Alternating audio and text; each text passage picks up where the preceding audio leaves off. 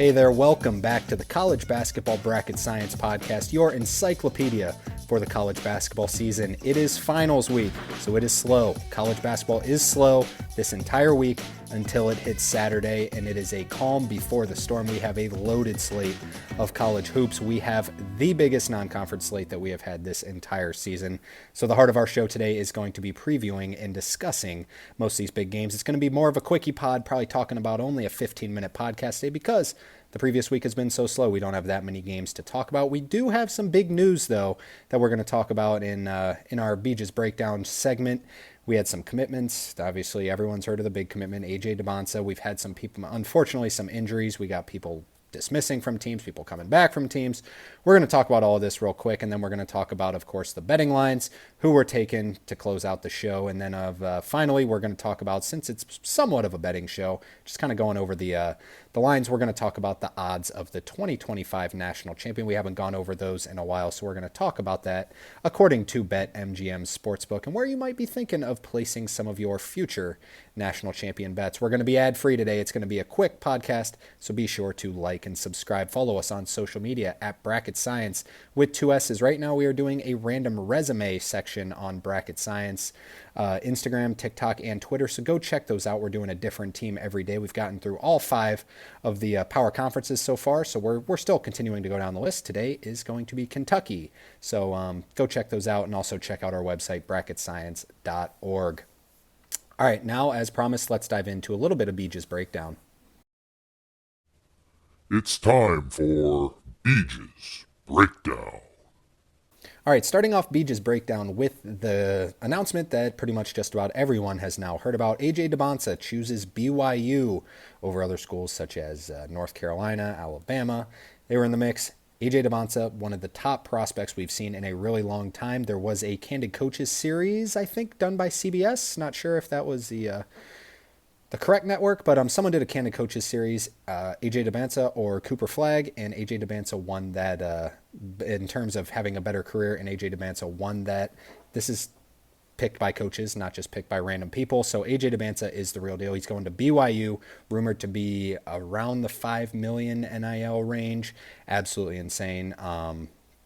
Kevin Young, good stuff there, getting AJ DeBonsa. This is going to bring some big-time games to BYU. They're going to have some big-time hype, but kind of surprising seeing such a highly coveted freshman going to BYU, but everyone's heard about that. AJ DeBonsa to BYU. Now, Achor, the transfer from Samford to Kansas State, has recently been released by the team. He is no longer on this Kansas State team. This Kansas State team is an absolute mess this year. Rough year to be a Kansas State fan. Other news, West Virginia's Tucker DeVries is injured. He is out indefinitely. This is a tough break for a West Virginia team that has been that's been living up to the old West Virginia expectations, not the new rough West Virginia expectations. They've been living up to the old Bob Huggins expectations so far. And then Kerr Kriisa, who was at West Virginia for a little bit, now at Kentucky, also injured. I don't know if you guys saw that play. He's got a fracture in his foot. He'll be out a couple weeks, at least a month, it's looking like. And then Aaron Bradshaw, the Ohio State big man, who was recently, we thought was released or was just going through some sort of investigation there. He is back on the team and will be on their roster for their big game this weekend against Auburn. That's it for Beaches Breakdown. Now let's dive into quickly just a few of the results. We had a big day on Tuesday because we had the Jimmy V Classic, and then we only have one other game to talk about, which is Iowa State and Iowa. We'll talk about these for 2 minutes, and then we'll dive into the preview. The Jimmy V Classic started with number 1 Tennessee holding Miami, just dominating them 75-62. Miami now lost 7 in a row. They are horrible. Not good. Number 1 Tennessee looks the part right now. And then the nightcap, the main event, Arkansas took down number 14 Michigan 89-87 in a very fun game in this one. For those who have not seen freshman Boogie Flan for Arkansas, it is worth it. For those who have not seen Danny Wolf from Michigan, the 7-footer, also worth it. Also around the nation, number 20 Wisconsin lost at Illinois 86-80. Remember, Big Ten is under in conference play already. And then Penn State lost at Rutgers 80-76. North Dakota State went to Butler and picked up a win in a trap game there. North Dakota State shot the lights out for a while, won the game 71-68. Tough loss for a Butler team who hasn't been in the NCAA tournament in a couple years. The most surprising result of the night, I think, Cornell went to Cal and beat them 88-80. Tough loss for Cal. This team is not looking good. The ACC continues to struggle. And then Providence went to DePaul 70-63. I watched way too much of a Providence DePaul basketball game. This game went into overtime. It looked like you were watching two bottom feeders of the Big East, quite frankly. It was ugly. DePaul was favored in this game for some reason. Hopefully you guys bet Providence because, DePaul should never be favored in a game. DePaul took them to overtime, 70-63. The final ended up ugly game. Neither team going to be anywhere near the tournament conversation, in my opinion. And then Charleston went to St. Joseph's, Chris Mack, and beat them 78-75. Big win for the CAA in that one. Then the last game we want to talk about happened on Thursday. Nothing too eventful on Wednesday. Now, I should mention right now it is Friday, about 8:30 at night on the Eastern time. So Indiana is playing Nebraska right now. I got that on in the background. Indiana going into that game as a 5-point underdog. They better win for Mike Woodson's sake, or they are going to be hunting for him in the state of Indiana. But going back to Thursday, number 3, Iowa State went to Iowa in this big rivalry game. Beat them 89-80. They trailed by 13 at one point. They were down big in the second half, but Iowa State absolutely fantastic. The duo of the front court, trio, I guess. Taman Lipsey, Keyshawn Gilbert, Curtis Jones, fantastic. Josh Jefferson, the transfer from St. Mary's, had an awesome game in this one. They look the part. They look like a top 5 team, which they are. And then the other notable game that didn't turn out being real notable, Texas beat New Mexico State 91-67. No surprise there. All right, now we have 18 to talk about. Let's talk about the games to watch for Saturday, December 14th. Games to watch. Alrighty, so I have separated 2 graphics that I will be posting on those Instagram, on Twitter, on TikTok, so go check those out once again. The first one is must-watch games. This has 11 of them. The next is 7 under-the-radar games, and quite frankly, the under-the-radar games could be must-watch games. They are all must-watch. It's going to be a huge day. Sit on the couch, eat some popcorn, watch some good college hoops. We're starting it off at 11 o'clock a.m. Eastern Time, 8 o'clock Pacific Time. That is awesome. Memphis goes to number 16, Clemson. Yes, Clemson is number 16 right now. True road game for Memphis and Penny Hardaway. Remember, coming off that loss to Arkansas State. A little bit of a trap game there. This game's at 11 o'clock on ESPNU. Clemson favored by 7. My analysis, that's too many points. I think Memphis is a much more talented team than Clemson. Now, I respect the building. Respect Clemson's home court advantage there. It was great against Kentucky. Now, quite frankly, it's probably not going to be as great against Memphis because, it's Kentucky to Memphis. Memphis, great program. Don't get me wrong, but it's Kentucky. They wanted to beat Kentucky. They want to beat Memphis too, but, you just wanted a little bit more. I think Memphis is going to coming off that loss. I'm not saying they win the game. I think they cover 7 in this one. At 12 o'clock, we got a ranked-on-ranked matchup. Number 17, Texas A&M travels to number 11, Purdue. This game's at 12 o'clock on CBS. Purdue. This game is, I might have said travels to. They do travel to it. It's in Indianapolis, but it's not in Mackey, so it's not a true home game for Purdue. Mostly, it's obviously a lot closer for Purdue, but it is, we know what that Mackey environment does. Purdue, the line has dropped down to about 1.5 now via FanDuel, so when I made this graphic, it was KenPom, and that's what the betting lines are basically based off of, is KenPom. Quick little secret for you there, but Purdue favored by about 1.5, so the line shifting towards Texas A&M. This is because Texas A&M matches up beautifully with Purdue. Texas A&M is a lot more athletic. They obviously offensive rebound. They can defend. Purdue, Trey Kaufman-Renn has been fantastic. If there's a team that is going to just swarm the ball and swarm him when he gets the ball, it is Texas A&M. I like Texas A&M in this matchup, but it's going to be heavily favored towards Purdue. I'm staying away from this game. I'm not going to give any advice in this one. Just know Texas A&M does really match up well with Purdue. I trust Matt Painter more than just about anyone on the planet. I'm staying away from it. If anything, I would probably lean Texas A&M, even being in Indianapolis. At 1 o'clock on ESPN2, we talked about Aaron Bradshaw and Ohio State take on number 2 Auburn. Auburn favored by 9 via KenPom. The line is up to about 10.5 now for Auburn, and I think that's for a reason. I think 9's a little bit too small. Ohio State has shot the lights out. You know who you're not going to shoot the lights out against? Is this Auburn defense most likely? I know that seems like a big number to give an Ohio State, one of the best sports programs in the country. 9 seems like a lot. I think Auburn might blow them out in this one, quite frankly. They got Aaron Bradshaw back. I don't think that's going to help, quite frankly, with the duo down low for Auburn. 9 points, I would take Auburn in that scenario, but I have seen it up to even 11.5, 12.5 on some sports books. But this game is played in Atlanta, by the way. There's a little showcase going on, just a couple games in Atlanta. We'll talk about that here a little bit more in a second. At 2 o'clock on ESPN Plus, the crosstown rivalry, maybe the second or third biggest rivalry in all of college basketball. You got to put Duke, Carolina 1, Cincinnati and Xavier right there. 2 o'clock on ESPN Plus. This game is at UC. It's at Cincinnati. Cincinnati favored by 10 via KenPom, but the line is all the way down to about 7.5 right now. Xavier has definitely underperformed to start the year. Cincinnati really hasn't beaten anyone. The computers love them because they've been blowing out teams. We know they got some skill. Dan Skillings might be back. So this is a key spot for both teams. Now, Xavier has won the last 5 crosstown rivalry games, and they have won 8 of the last 10. Being at Cincinnati, favored by 10 at KenPom, that's way too big a number. If you can get them at about 9.5, 8.5, if you can find it somewhere, I would definitely take Xavier, but 7.5, 6.5 seems like a pretty good line to me for number 22 Cincinnati. I'll be at that game covering it, so go check out Bracket Science with 2 S's to see some live updates on that. At 3 o'clock on ESPN2, Arizona takes on UCLA. This game is in Phoenix. It is technically a neutral site game. KenPom gives it 50-50 chance on who is going to win this game, about as close. One of the rare ones that you will see where it is literally a 50-50 chance. Now, they put the line as Arizona, so maybe it's 50.2% to 49.8%. They got it Arizona. The line right now is pretty much a pick 'em. And Arizona was favored by 2.5 when the line came out. It's gone down to about a pick 'em. Arizona needs this win desperately bad, and I mean desperately bad. I think they're going to get the job done in this one. I just don't see them falling yet another one. I'll take Arizona in this one. That game's at 3 o'clock, ESPN2.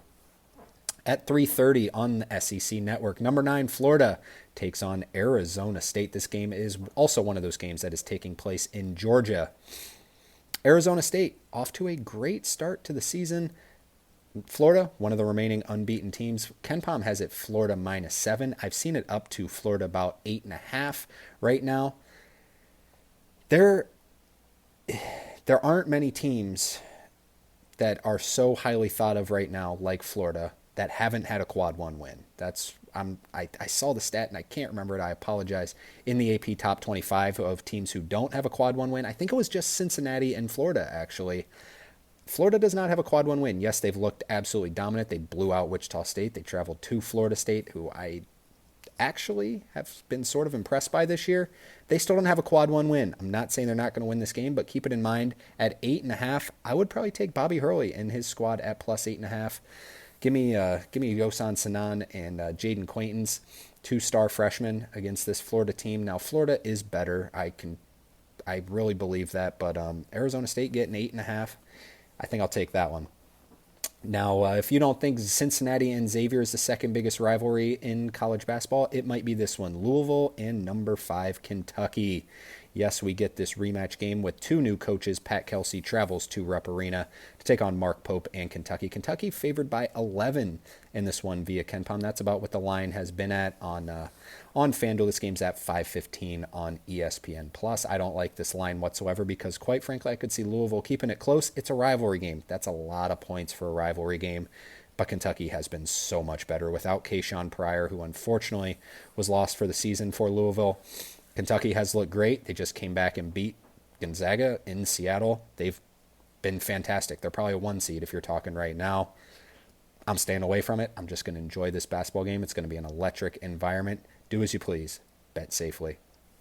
At 5:30 on Fox, number 1 Tennessee travels to Illinois. Illinois unranked. They've been hovering. I mean, they got up to about 19, then they lost to Northwestern, but then they just beat number 20 Wisconsin. They'll be in the AP poll, especially if they win this game. KenPom has it Tennessee -3. It is down to about a pick 'em right now.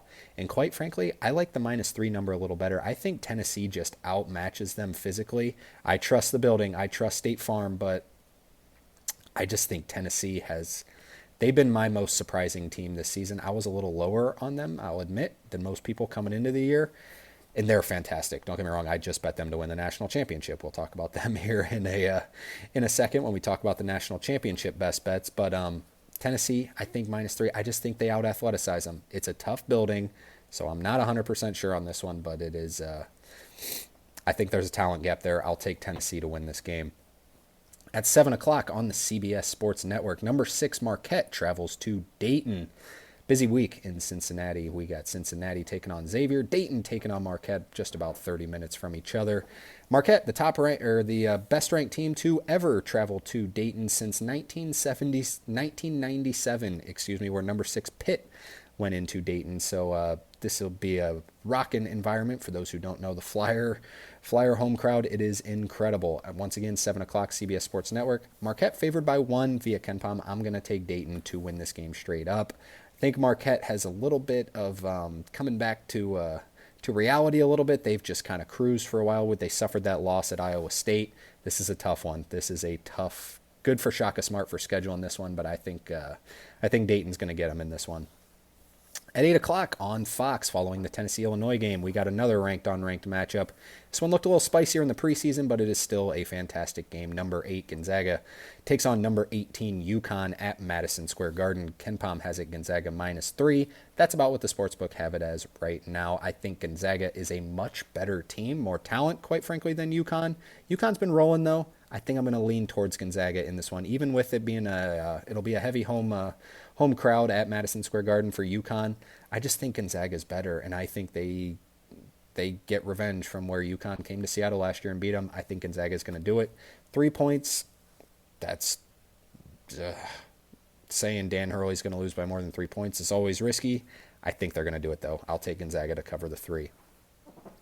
The final game we have on this graphic as the must-watch at 8:30 on the SEC Network.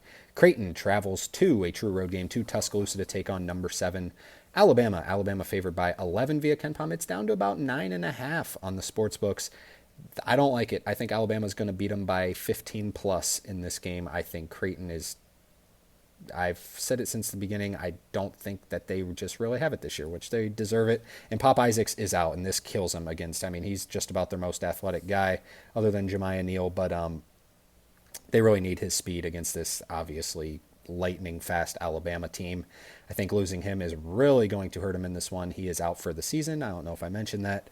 I think Alabama kills him. I think this is a get-right game for Alabama, and they beat him by 15 plus. Give me Alabama to cover at least 9.5 in that one. Moving on to the next graphic, the under-the-radar games. Number 20, Wisconsin takes on Butler. This game is in Indiana. It's the preview of that, or follows that Texas A&M Purdue game. It's at the same venue at I think it's called Gainbridge Fieldhouse, something like that. But Wisconsin favored by 3 via KenPom. This game's at 2:30 on the Big Ten Network. Now it is about 3 still by the sports books. I don't really like betting this game because Wisconsin's kind of hit or miss, and so is Butler. Obviously, they just lost to North Dakota State. I would stay away from this one. Just kind of enjoy this game. I think it'll be a fun one. Another big rivalry game we got, 2:30 on the ACC Network. Georgetown travels to Syracuse. This is a huge rivalry from the past for those who do not know. Syracuse is favored by 2 via KenPom. That's about what it is on the sports books as well. I have no idea who to take in this game. I think both teams are bad. I think Georgetown's been a little better than Syracuse, but it's at the Carrier Dome. I have no clue who to take in this game. I would not recommend betting it. If you know more, please let me know. I have no clue who I would take in this game. At 3:15 on ESPN, NC State travels to Allen Fieldhouse to take on number 10 Kansas, who is favored by 13. Kansas coming off 2 straight losses. NC State, just kind of flying under the radar right now. As much as a previous Final Four team can be, they've been solid. They haven't been too bad. I'd say they're a top half team in the ACC. We'll really find out more about them in this game. I also wouldn't recommend betting this game. If you trust Kansas at Allen Fieldhouse -13, seems like a lot of points against NC State, but it's Kansas at Allen Fieldhouse. I would stay away from it. At 6 o'clock on ESPNU, McNeese travels to number 25 Mississippi State. Mississippi State favored by 10 on this one. McNeese, also one of those teams we thought was going to be great coming in the year, kind of underperformed. We know the talent's there. Games like this are games that I would stay away from, quite frankly. I think Mississippi State is good, quite frankly. I would say right about 25th in the country, which is what they're ranked. Chris Jans, home court advantage. It's going to be a good one. We'll see. I would stay away from that one. At 6 o'clock, also on the SEC network, Grand Canyon travels to Georgia. I think this might be my favorite under the radar game. Georgia has been sneaky good. I still think Grand Canyon's a top 5 mid-major in the country. Georgia favored by 8. This game is in Georgia. It's not at on campus. It's in that classic with Florida and Arizona State in those games. 8 points seems like a lot. That seems like a lot. I would probably lean Grand Canyon in this one. With that being said, I'm still staying away from this one. I like Mike White's squad this year. I like Grand Canyon a lot. I'm going to stay away from it. Asa Newell, must-watch TV for Georgia. Keep that in mind. At 8 o'clock, another rivalry game on ESPNU. Number 13, Oklahoma takes on Oklahoma State. This game's in Oklahoma City. Oklahoma's favored by 5 via KenPom. It's at about 4.5, 5. And most sports books, I think Oklahoma might kill them in this one, quite frankly. I take that back. I don't think they're going to kill them. I think Oklahoma's going to cover 5, but I'd say it's about a 10-point win for Oklahoma. Just from what I've seen, I trust Steve Lutz with my life. I just think Oklahoma has just been too fantastic in this non-conference. Remember last year when Javian McCullum hit a buzzer beater to beat Oklahoma State? Oklahoma was also much better than Oklahoma State last year, quite frankly, and they still needed a buzzer beater to beat them. So keep that in mind. This always ends up being a close game. In terms of just watching the teams, I would take Oklahoma -5, but be safe. Be safe with that one. It's always close.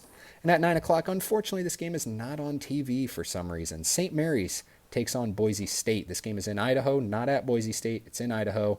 St. Mary's favored by 1 via KenPom. It's pretty much a pick 'em on just about any site you'll find. I'm staying away from this one as well. I know I said stay away from a lot of these. Had a lot of good takes in the first slide, but this one kind of staying away from. Again, I really like both teams. I think St. Mary's has obviously got the better resume right now, but I was higher on Boise State coming in to start the season, so I'm staying away from it. That would be a fun watch if it was on TV. Unfortunately, not on TV.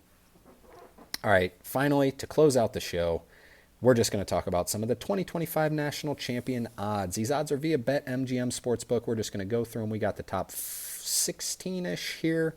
Your favorite to win the NCAA championship, according to BetMGM, is Auburn. They're only plus 800. Wow. They are fantastic. They're great. Second is Duke at plus 1,000, the only team to beat Auburn. Now, it was at Duke, so keep that in mind.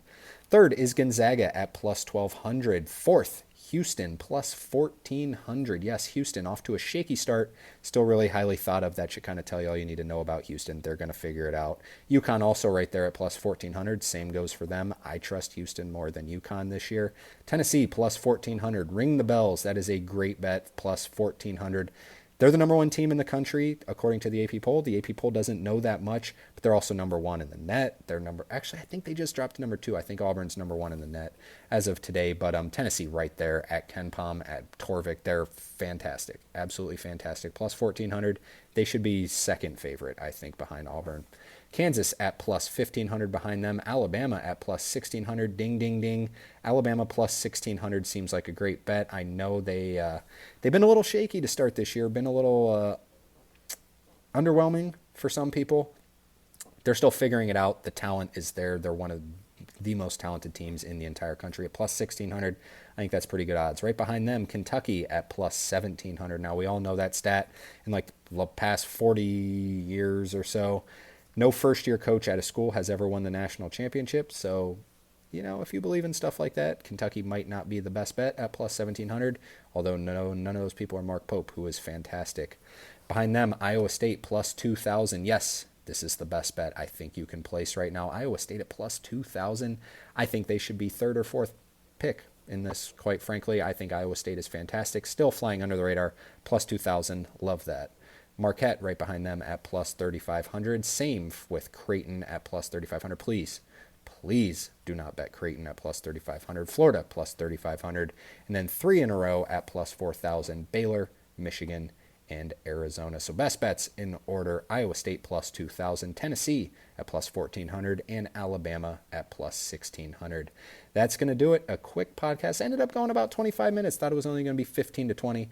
Rambled on a little bit, but we have a great slate of games to watch tomorrow. Let us know what's your favorite game of the day tomorrow. If I had to pick, I mean, man, there is a ton of good stuff. I'm really intrigued by Tennessee at Illinois, and I don't know why, but I'm super intrigued by Florida and Arizona State. Two teams that have really, really exceeded expectations so far this year. It's a huge day. Comment below. Let us know what's your favorite game. Everyone, check out the social media, please. Bracket Science with 2 S's. Everyone, enjoy the basketball. Relax tomorrow. Watch some great games. Stay safe. We'll talk to you again on Monday.